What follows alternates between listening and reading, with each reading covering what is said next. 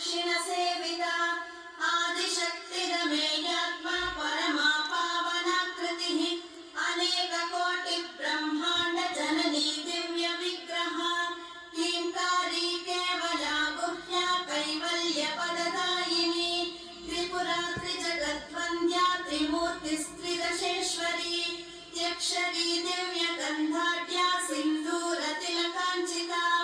Uma Shailendra Tanaya Gauri Gandharva सेविता